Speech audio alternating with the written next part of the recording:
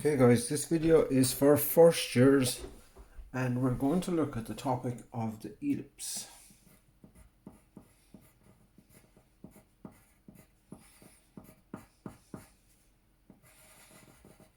Okay, so I'm going to presume that people have know nothing about an ellipse. So we're going to have a look at what it is and how you might draw one. So if you have I'm going to say a tree, but if you have a cylinder, you can think of it as the stump of a tree, and if you cut that horizontally, you would have all the rings here for the age of the tree. Okay, and if you were looking down on top of that from above, that would look like a circle with all these rings on it. Now, if instead, and I'm going to draw this now lighter, or okay, if instead of cutting it horizontally like I did here, I got my chainsaw and I cut that tree at an angle.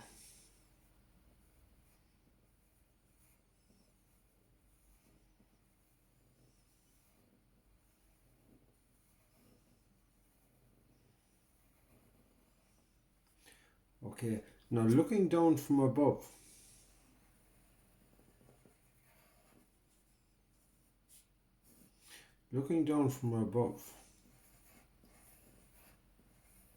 it's still going to look like this, but in reality that shape there now is not a circle, it's an ellipse, and it wouldn't be comfortable to sit on it because you would keep sliding off. Now, and if I was to look at that from over at the side, it would look like this in a side view. So I know now I'm mixing up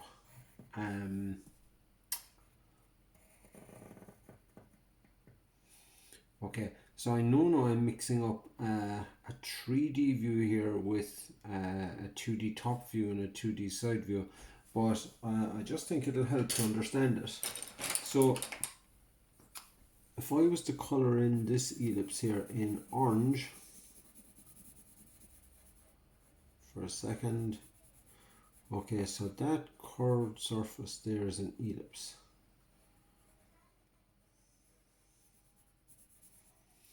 That in the side view would be my ellipse, but I'm only seeing an edge view of it. Okay, I can't really see the ellipse, it looks like a line. And looking down on top of it, that would be my ellipse here as well.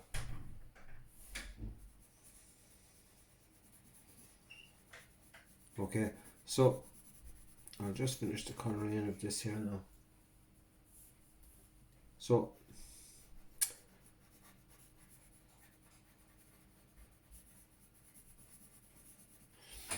that's where an ellipse comes from. It comes from, you know, the easiest way to think about it is just cutting the bark of a tree or cutting a cylinder. Okay, so where ellipses are used a lot would be in logos. Okay, company logos. So really what you've got is something like that. Okay, now the next thing though that I'm going to talk about is, and I'll just use a colour for this, to draw one, given if you had the centre of it, to draw one if you had a circle inside in it there, that would be called the minor circle. And if you were to put your compass and draw a circle around it, that would be called a major circle. And this axis here would be called the minor, and this axis here would be called the major axis. Okay, and we're now going to look at drawing an ellipse given them. Now the size of those circles doesn't matter, so what we're going to do here now is we're going to draw two ellipses. So I'm going to just pick a random center anywhere here. Now don't get caught up in measurements because the measurements don't matter. So I'm going to draw a minor circle,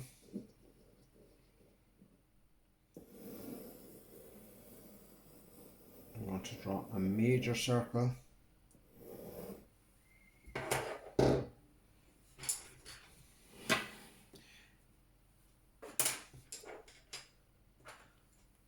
a major axis, and a minor axis. Now what is important, alright, to help you is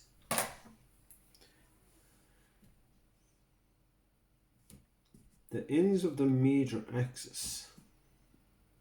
If I say that's the left and the right, we have now the left and the right.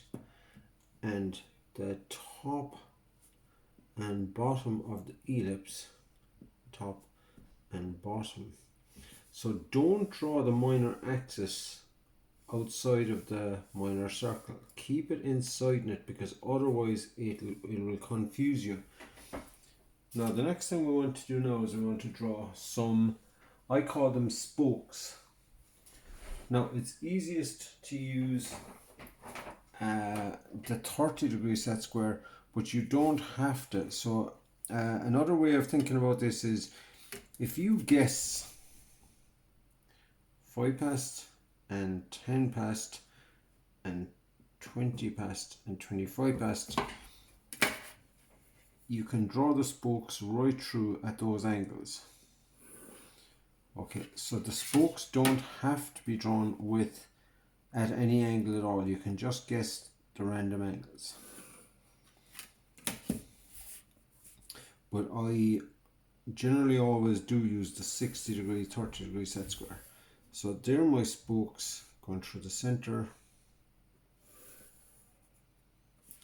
And every spoke is going to give me a point. So I'm going to start on the curve. So I'm going to start with the first spoke here. I'm going to call that spoke number 1. Where it hits the major circle, I want to come down. Where it hit the minor circle, where it cuts through the small circle, I want to come across. And that is a point on the curve. So I'm going to continue doing that now, where it hits the major circle, down, where the spoke went through the minor circle, across. So we now have 2 points. And I'm going to call that spoke 3, spoke 4, spoke 5, 6, and 7, and 8. So this is going to give us 8 extra points. I'll do all the top ones first.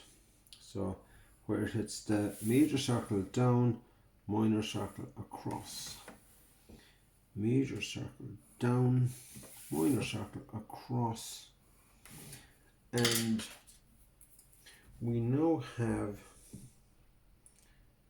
enough points to draw half the ellipse, and I will draw half the ellipse just so we can see where this is going. So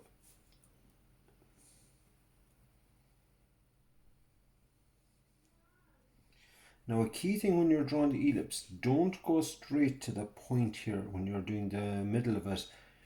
You want to come down pretty steep from above. So don't go straight and put a kind of a sharp point in it. That is one good bit of advice when you're doing it.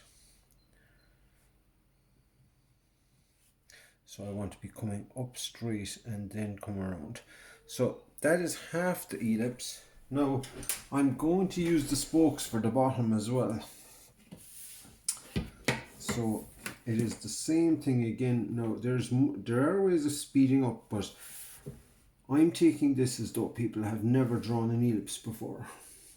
So again, this number 6 there, where it's the big circle come up, where it cut through the small circle across, that's a point, and so on.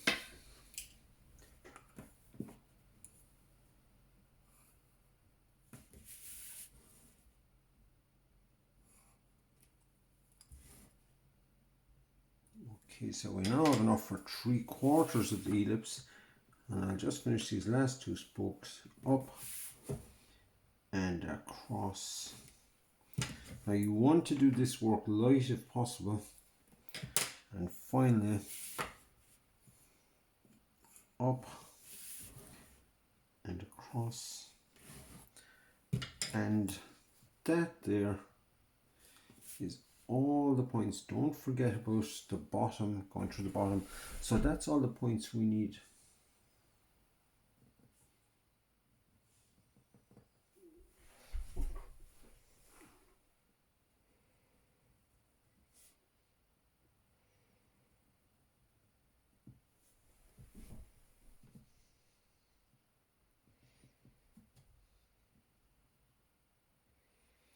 Okay, so that there is our ellipse, and you need to kind of learn the terminology, alright, of the major axis, which I will color these in. So I'm going to label this major,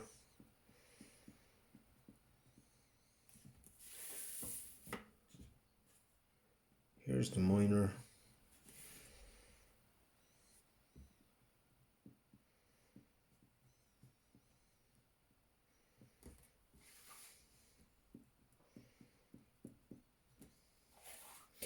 and you will want to draw maybe 4 or 5 of them on a page just to practice them and get quicker at them. Now what I want to look at next is drawing an ellipse then in a different, standing vertically. So your major axis is vertical, the minor axis is horizontal, and that's another skill that you need to practice over and over until you get good at it. But seeing as I'm doing a video, I'm going to do it here now. So you will pick a center. I'm going to change the size of these a little bit, but I'm just guessing random sizes. So here's my minor circle.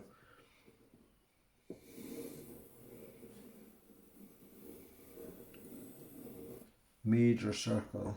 Now when you're doing an ellipse that's standing on the vertical ellipse,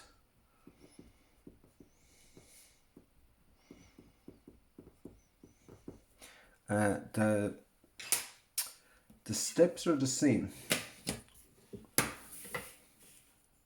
but this time the major axis is vertical rather than horizontal.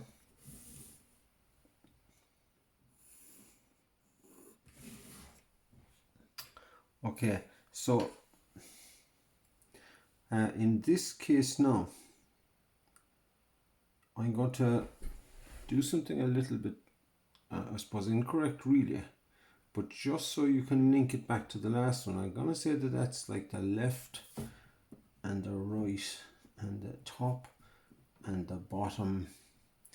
So there are 4 key points, because really what I am doing there now is I'm kind of contemplating, is I'm drawing it as if I was standing at the side of the board.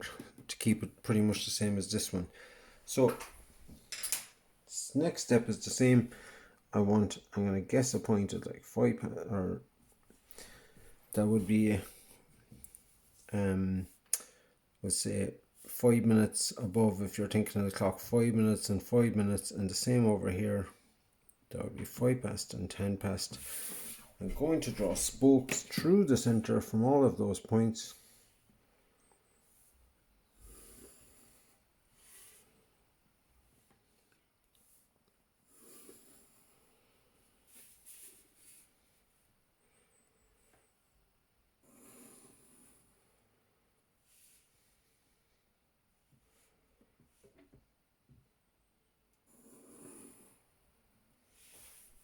So there is our spokes. So I'm going to start now.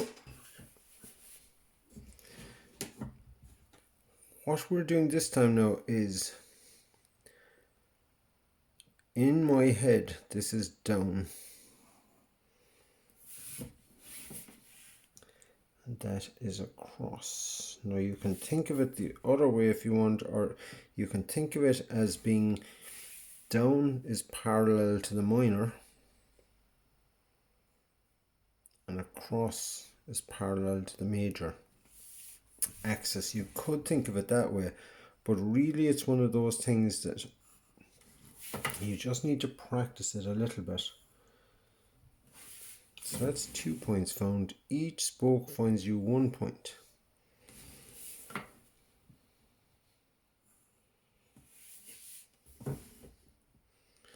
So I now have enough points there to draw half an ellipse, which I will do.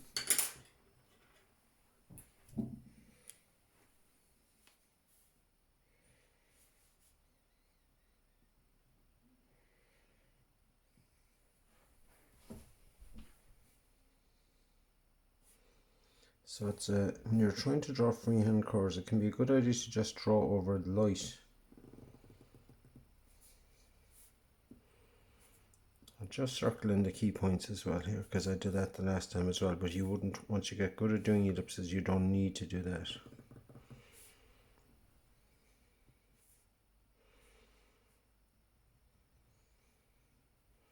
Okay, so that's half of our ellipse drawn. So I will just continue on there now with the other side of it. So each spoke gives you 1 point.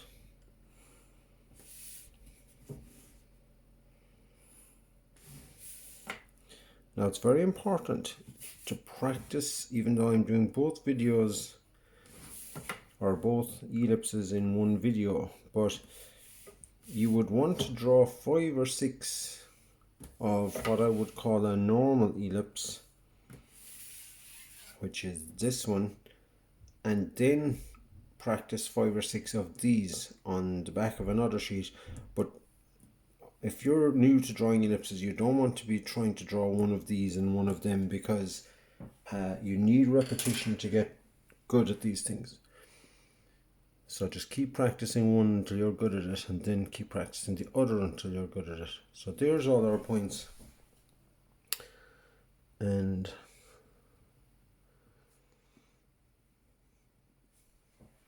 again, when you're drawing these, and I will show you there a little trick as well, just on the last tree here. If you don't like drawing freehand curves, what you can do is just really light lines. I will join these with straight lines.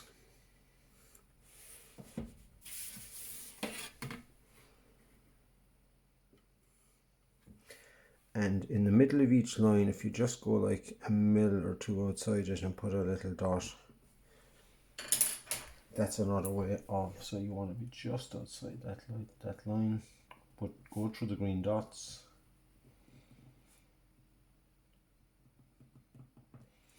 And again, so there's our vertical ellipse.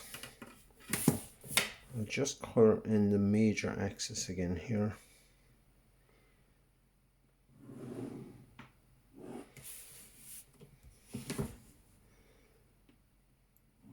The minor axis.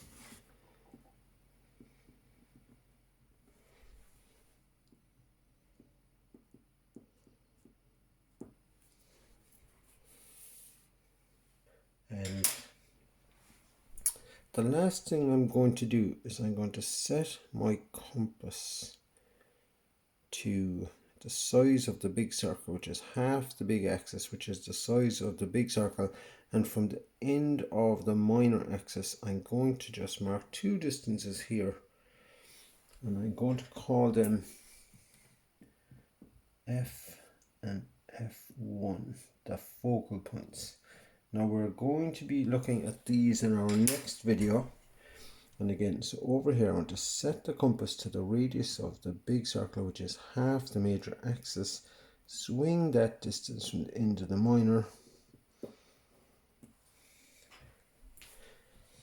That's F and F1. And I will just write it over here that F and F1 are called focal points. Now we are going to be using them in our next video, but so I just wanted to look at finding them. We'll talk about what they get used for later on, but for starters this is what we want to do. So for first years I would recommend that you work through this sheet, take it off, then do 5 of them on a separate sheet, and then 5 of these on a separate sheet, and then when you're good at both of them you're ready to continue, and we'll move on to the next lesson.